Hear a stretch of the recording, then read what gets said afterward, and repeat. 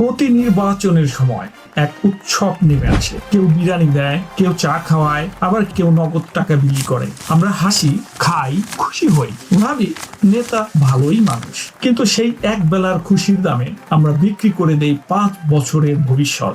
যে নেতা টাকা দিয়ে ভোট কিনেছিল, সে কি বিনা লাভে দেশের জন্য কাজ করবে?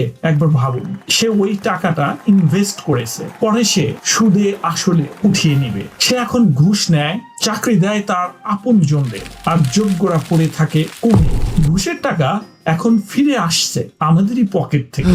যেদিন আপনি ঘুষ দিয়ে চাকরি দিলেন, সেদিনই একটা অন্যায় শুরু হলো। আপনি হয়তো মনে করলেন আমি কষ্ট করে এই টাকা দিচ্ছি, পরে পুষিয়ে নেব। কিন্তু সেই মুহূর্তেই আপনি একটা জুলুম করলেন। যে ছেলেটা যোগ্য, পরিশ্রমী আর সত্যিকারের প্রাপ্য ছিল, সে সেই চাকরিটা পেল না। আপনি শুধু নিজের ভাগ্য বদলাননি, অন্য কারো ভবিষ্যৎ চুরি করলেন। এভাবেই অন্যায়ের চক্র চলতে থাকে। এক প্রজন্ম ঘুষ দিয়ে ঢুকে, পরের প্রজন্ম ঘুষ খেয়ে টিকে থাকে। রফিক একদিন বিরিয়ানির প্লেট হাতে নিয়ে ভোট দিয়েছিল। আজ তার ছেলে চাকরি পাচ্ছে না, কারণ সব পদ বিক্রি হয়ে গেছে। ভোটটা ছোট মনে হয়েছিল, কিন্তু আজ সেটা তার সন্তানের ভবিষ্যৎ গিলে ফেলেছে।